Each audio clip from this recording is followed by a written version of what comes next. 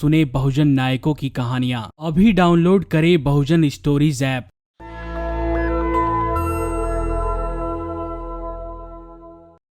Patreon और अन्य माध्यमों से नेशनल दस्तक का सहयोग करने वाले सभी दर्शकों का बहुत बहुत शुक्रिया। आपके सहयोग से ही बहुजन मीडिया को नई ऊंचाई मिल रही है और मनोबल और अधिक बढ़ रहा है। आशा है आगे भी आप हमें ऐसे ही सपोर्ट करते रहेंगे। धन्यवाद।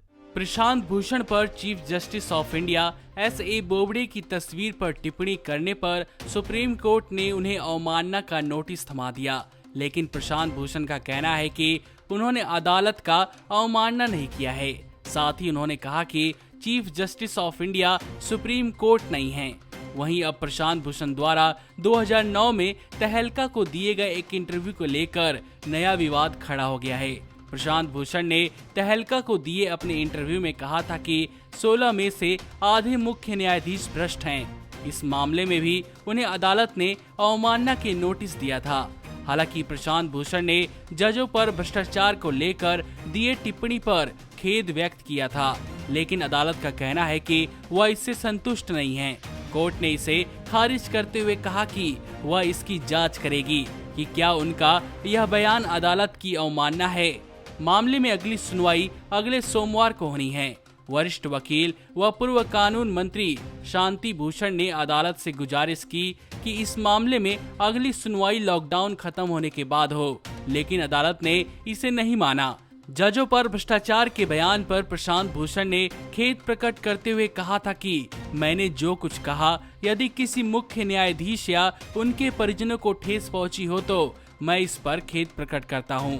वरिष्ठ वकील प्रशांत भूषण ने आगे कहा कि भ्रष्ट शब्द का इस्तेमाल इसके वृहद अर्थ में किया गया था। इसका मतलब अनुचित काम था। मेरा मतलब सिर्फ आर्थिक फायदा उठाने की बात कहना नहीं था। आपको बता दें कि court chief justice of India के तस्वीर पर टिप्पणी करने के मामले में सुनवाई कर रहा था। दरअसल प्रशांत भूषण ने चीफ जस्टिस ऑफ इंडिया के तस्वीर पर ट्वीट किया था। तस्वीर में chief justice of India bike पर बैठे हुए थे। उन्होंने न हेलमेट पहना था और न मास्क लगा रखा था। हालांकि वरिष्ठ वकील प्रशांत भूषण ने ट्वीट में कही गई बातों के एक हिस्से के लिए उन्होंने पहले ही अफसोस जताया था। भूषण ने कहा था कि उन्होंने इस बात का ध्यान नहीं दिया कि वह बाइक स्टैंड मोड में थी। वहीं कोर्ट ने कहा कि बोलने की आजादी और अवमानना के बीच एक रेखा होती है। बोलने की आजादी अभिव्यक्ति की स्वतंत्रता है और उसके बाद अवमानना है। इससे पहले प्रशांत भूषण मामले में सुनवाई के दौरान प्रशांत भूषण के अधिवक्ता ने सुप्रीम कोर्ट और कुछ राजनीतिक मामलों का जिक्र करते हुए कहा था कि राजनीतिक रूप से संवेदनशील मामले सिर्फ चुनिंदा जजों को ही क्यों दिए जाते हैं। इसके बाद उन्होंने पूर्व chief justice of India Ranjan Gogoi का नाम लिया और सरकार की तरफ से उनको दी जाने वाली सुविधाओं का जिक्र करने लगे। नमस्कार। नेशनल दस्तक अपनी आर्थिक जरूरतों को पूरा करने के लिए अपनी ऑडियंस पर निर्भर है। बहुजन समाज से संबंधित मुद्दों को उठाने के कारण यूट्यूब की तरफ से नेशनल दस्तक की कई वीडियो पर एड्स नहीं दी जाती, जिसके कारण हमें आर्थिक समस्याओं का सामना करना पड़ रहा है। आपका एक छोटा सा कदम बहुजन मीडिया को बचा सकता है। आपके सहयोग और सहायता के कारण ही हमने अभी तक यह मुकाम हासिल किया है। नेशनल दस्तक को आप पैट्रियन के जरिए सपोर्ट कर सकते हैं। इसके साथ ही आप अन्य माध्यमों जैसे UPI, गूगल पे, डेबिट कार्ड, वॉलेट, फोन पे आदि से भी हमारी मदद कर सकते हैं, जिसका लिंक वीडियो के नीचे डिस्क्रिप्शन में डाल दिया गया है।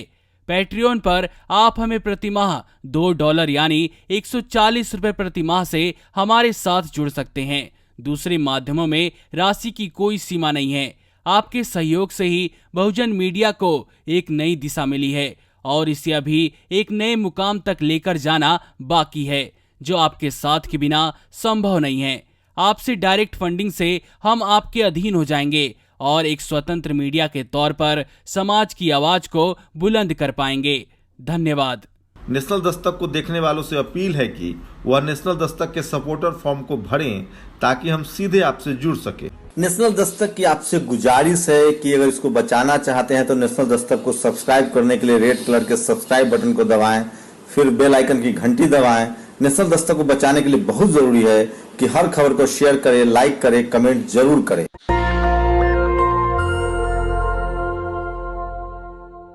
सुने बहुजन नायकों की कहानियां। अभी डाउनलोड करें बहुजन स्टोरीज ऐप।